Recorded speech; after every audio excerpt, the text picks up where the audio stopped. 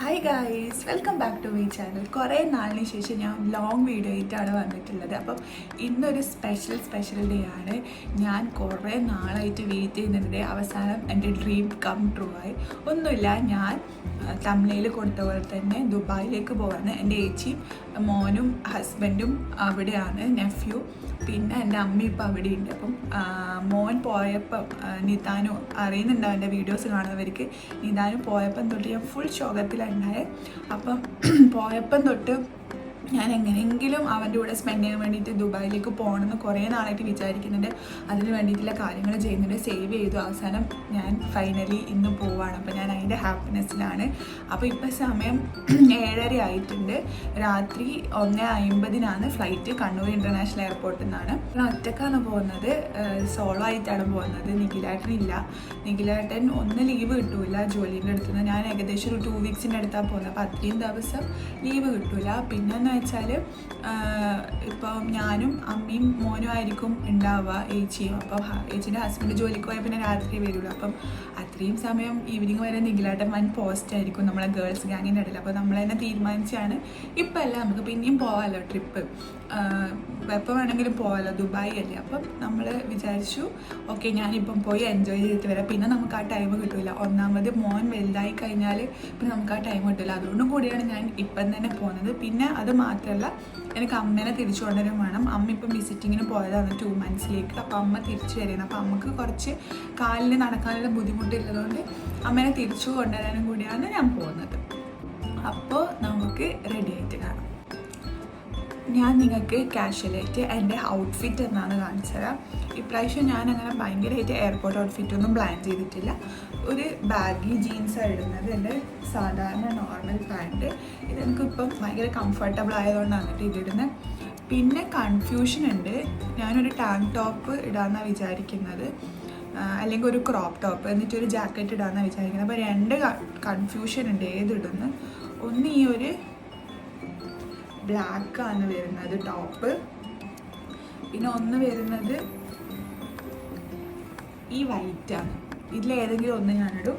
പിന്നെ അതിൻ്റെ കൂടെ ഈ ഒരു ബോംബർ ജാക്കറ്റ് ആണെങ്കിൽ ഇത് എൻ്റെ അല്ല, ഇത് എൻ്റെ കസിൻ്റെ ആണ് കേട്ടോ. അപ്പം ഗോപികാല അറിയുന്നുണ്ടാവും ചിലവർക്കൊക്കെ. അപ്പോൾ അവളുടെ ആണിത്. അപ്പം ഈ ബോംബർ ജാക്കറ്റാണ് ഞാൻ സ്റ്റൈൽ ചെയ്യുന്നത്. തണുപ്പുണ്ടാവുമെന്ന് വിചാരിച്ചിട്ടാണ് ജാക്കറ്റ് ഇടുന്നത്.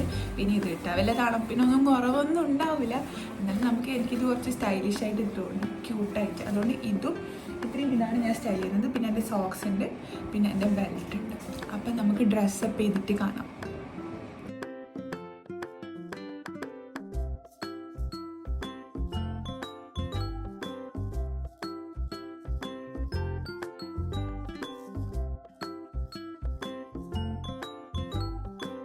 അപ്പം ഞാൻ റെഡി ആയിട്ടുണ്ട്. ഇനിയിപ്പോൾ ഫുഡൊക്കെ കഴിച്ചിട്ട് നമ്മൾ എയർപോർട്ടിലേക്ക് പോവാമെന്ന്.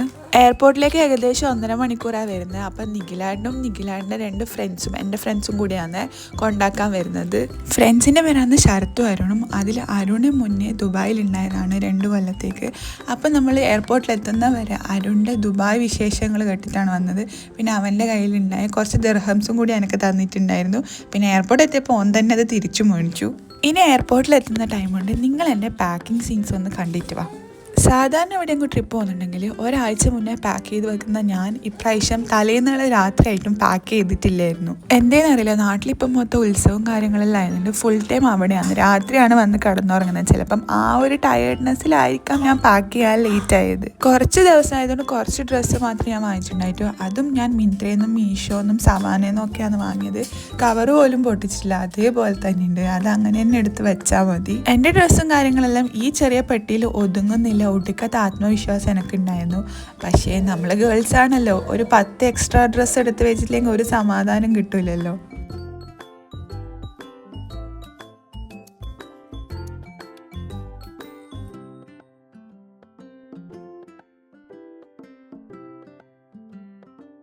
ഈ ഡ്രസ്സ് മടക്കി വെക്കുമ്പോഴാണ് എനിക്കൊരു കാര്യം ഓർമ്മ വന്നത്. ഈ ഒരു സെറ്റ് ഷർട്ട് ഞാൻ നിഖിലേട്ടനും റിലേഷൻ ഉണ്ടാകുന്ന സമയത്ത് എനിക്ക് 2019 വാങ്ങിച്ചതാണ്. ഞാൻ ഇതുവരെ അത് എവിടെ ഇട്ടിട്ടില്ല. അപ്പം ഇപ്രാവശ്യം എങ്കിലും ഇത് ഇടണമെന്ന് എനിക്കൊരാഗ്രഹം ഉണ്ടായിരുന്നു. അവിടെ വലിയ തണുപ്പൊന്നും ഇല്ല എന്നാണ് ചേച്ചി പറഞ്ഞത്. എന്നാലും ജസ്റ്റ് ഈ ഔട്ട്ഫിറ്റ്സ് ഇട്ടിട്ടെങ്കിലും സ്റ്റൈൽ ചെയ്യണമെന്ന് എനിക്ക് ഭയങ്കര ആഗ്രഹമുണ്ട്. കാരണം അത്രയും ഏകദേശം 5 വർഷമായി ഇതെൻ്റെ കയ്യിൽ കിട്ടിയിട്ട്. പിന്നെ ബാക്ക്ഗ്രൗണ്ടിൽ നിതാൻ്റെ സൗണ്ട് കേൾക്കുന്നുണ്ടെങ്കിൽ നിങ്ങൾ ക്ഷമിക്കുക. ഞാനിതിപ്പോൾ ദുബായിൽ വന്നിട്ടാണ് എഡിറ്റ് ചെയ്യുന്നത്.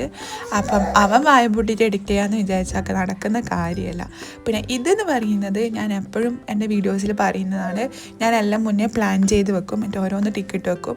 ഇത് ഞാൻ ഓവറായിട്ട് ചെയ്യുന്നൊന്നുമല്ല. ഇങ്ങനെ ചെയ്തിട്ടില്ലെങ്കിൽ ഞാൻ പല കാര്യങ്ങളും എടുക്കാൻ മറക്കും. അപ്പോൾ നേരത്തെ പറഞ്ഞാൽ എൻ്റെ ആത്മവിശ്വാസം കൊണ്ട് എല്ലാം ഫ്ലോപ്പായി, ഒന്നും പെട്ടിയിൽ കയറിയിട്ടില്ല. ഇനിയും കുറേ സാധനങ്ങൾ വെക്കാനുണ്ട്. അതുകൊണ്ട് ഞാൻ ഈ വലിയ പെട്ടി എടുക്കാമെന്ന് വിചാരിച്ചു. ഇനി ഈ സാധനങ്ങൾ മൊത്തം എടുത്തിട്ട് ഇതിലേക്ക് മാറ്റണം.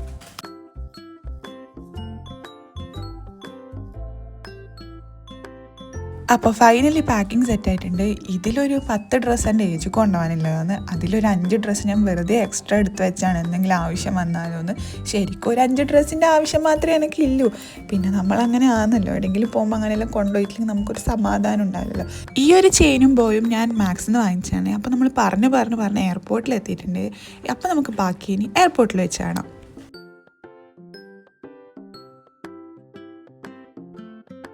1:15 ഫ്ലൈറ്റ് വരുന്നത്. നമ്മളൊരു 10:45 എയർപോർട്ടിൽ എത്തിയിട്ടുണ്ട്. ഞാൻ ആദ്യമായിട്ടല്ല സോളോ ആയിട്ട് പോകുന്നത്. ഞാൻ ഇതിന് മുന്നേ 2 വർഷം മുന്നിൽ ദുബായിലേക്ക് പോയിട്ടുണ്ട്. ഒറ്റയ്ക്ക് തന്നെയാണ് പോയിട്ടുള്ളത്. അതുകൊണ്ട് എനിക്ക് വലിയ ടെൻഷനില്ല. പക്ഷേ ഇപ്പം ഇവരുടെ റൂൾസും കാര്യങ്ങളെല്ലാം മാറ്റി ചെക്കിംഗ് എല്ലാം ഭയങ്കര ഇതായിട്ടുണ്ടെന്ന് കേട്ടപ്പോൾ ഒരു ടെൻഷൻ ഉണ്ടായിരുന്നു. അങ്ങനെ ഞാൻ ബോർഡിങ്ങിന് വേണ്ടിയിട്ട് ക്യൂ നിൽക്കുന്നതാണ്. ബോർഡിങ്ങിൻ്റെ ടൈമിൽ അവരെന്നോട് പറഞ്ഞു നിങ്ങൾക്ക് ട്രാവൽ ചെയ്യാൻ പറ്റില്ല, ട്രാവൽ ഇൻഷുറൻസ് ഇല്ല എന്ന്. അങ്ങനെ ഞാനൊന്ന് ടെൻഷൻ അടിച്ചിട്ടുണ്ടായിരുന്നു. പക്ഷേ ഫൈനലി അവരെനിക്ക് ബോർഡിംഗ് പാസ് തന്നിട്ടുണ്ട്. ഞാൻ നല്ലോണം പേടിച്ചു. കാരണം അവരവിടുന്ന് പറഞ്ഞു ട്രാവൽ ഇൻഷുറൻസ് ഇല്ലാണ്ട് ട്രാവൽ ചെയ്യാൻ പറ്റില്ല. ഒരു നിമിഷത്തേക്ക് ഞാൻ ഇല്ലാണ്ടായി. അവസാനം നമുക്ക് സാധനം കിട്ടി. അങ്ങനെ ചെക്ക് ഇൻ ചെയ്ത് ഇനിയിപ്പോൾ എന്തെങ്കിലും കഴിക്കണം, ഭയങ്കര വിശപ്പുണ്ട്. അപ്പോൾ നമുക്ക് എന്തെങ്കിലും പോയി കഴിക്കാം. അപ്പോൾ UAE ട്രാവൽ ചെയ്യുന്നവരുണ്ടെങ്കിൽ ശ്രദ്ധിക്കുക, ട്രാവൽ ഇൻഷുറൻസ് മസ്റ്റാണ് വിസിറ്റിംഗ് വിസയിലാണെങ്കിൽ. പിന്നെ ബാങ്ക് സ്റ്റേറ്റ്മെൻറ്റ് കാണിക്കണം. മിനിമം 75,000 ഒക്കെയാണ് അവർ വേണമെന്ന് പറയുന്നത്. അങ്ങനെ ടെൻഷനിൽ മാറ്റി വെച്ചാൽ എന്തെങ്കിലും കഴിക്കാമെന്ന് ചോദിച്ചാൽ മരണം വിശപ്പുണ്ടായിരുന്നു. അപ്പോൾ ഒരു സാൻഡ്വിച്ചും ഒരു നൂഡിൽസും ഒരു ഓരോ ഷേക്കും ഞാൻ പറഞ്ഞിട്ടുണ്ടായിരുന്നു.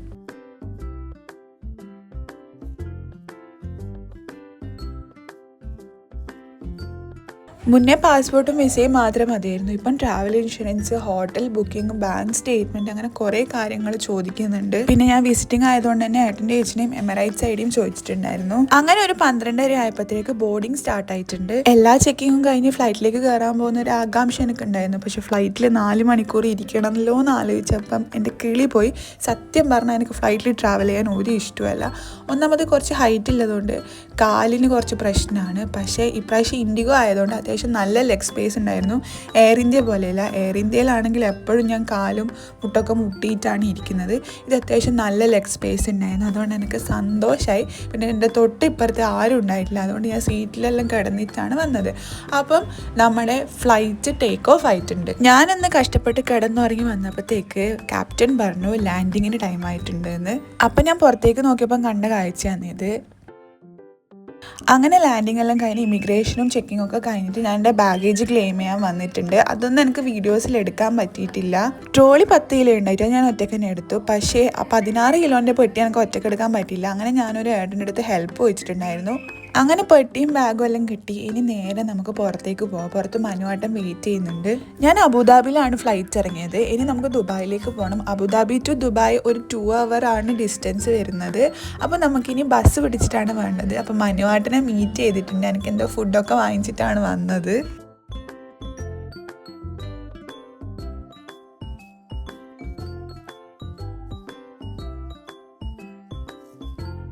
ആ കാണുന്ന ബസ്സിലാണ് നമുക്കിനി പോകേണ്ടത്. നമ്മളെ നാട്ടിലെ പോലെ തന്നെ ബസ്സിന് മൊത്തം പരസ്യം ഒട്ടിച്ചിട്ടുണ്ട്. മലബാർ ഗോൾഡിനെയും കരീന കപൂറിൻ്റെ. മനോട്ടം കഴിക്കാൻ വാങ്ങി തന്നതാണ് ഈ ലേസും പിന്നെ ഈ സാൻഡ്വിച്ചും പെപ്സിയും.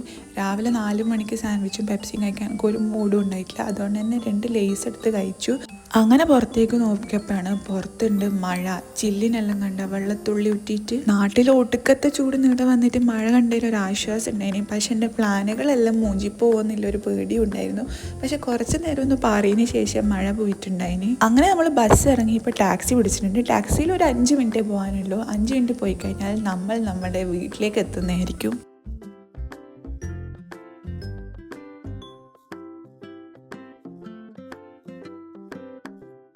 അങ്ങനെ ഫൈനലി നമ്മൾ ഫ്ലാറ്റിലെത്തിയിട്ടുണ്ട്. പുലർച്ചെ 4 മണി ആയതുകൊണ്ട് തന്നെ എല്ലാവരും നല്ല ഉറക്കത്തിലായിരുന്നു. അമ്മയാണ് ഡോറ് തുറന്നു തന്നത്. അമ്മേനെ കണ്ടിട്ട് ഞാനിപ്പോൾ ഏകദേശം 1 മാസമായി.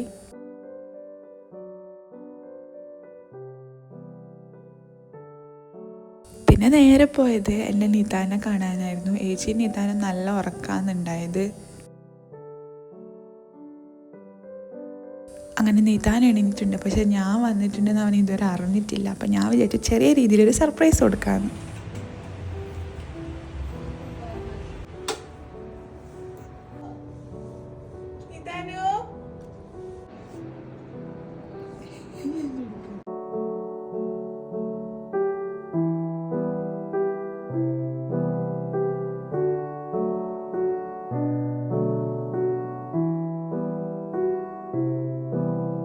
ഞാൻ നാട്ടിൽ നിന്ന് വരുന്ന സമയത്ത് കുറച്ച് ടോയ്സ് കൊണ്ടുവന്നിട്ടുണ്ടായിരുന്നു. ഇപ്പോൾ ഉത്സവമാണെന്ന് പറഞ്ഞല്ലോ. അപ്പോൾ അവിടുന്ന് കുറച്ച് കിച്ചൺ സെറ്റും ഡോക്ടർ സെറ്റും കുറച്ച് ടോയ്സും വാങ്ങിച്ചിട്ടുണ്ടായിരുന്നു. അപ്പോൾ അതൊക്കെ നിതാനുവിന് കാണിച്ചു കൊടുത്തു. അപ്പോൾ ഞാൻ ഈ വീഡിയോ ഇവിടെ എൻഡ് ചെയ്യാണ്. കൂടുതൽ ദുബായ് വ്ളോഗ്സ് ആയിട്ട് ഞാൻ വരുന്നതായിരിക്കും. അപ്പോൾ ശരിടാ, ബൈ.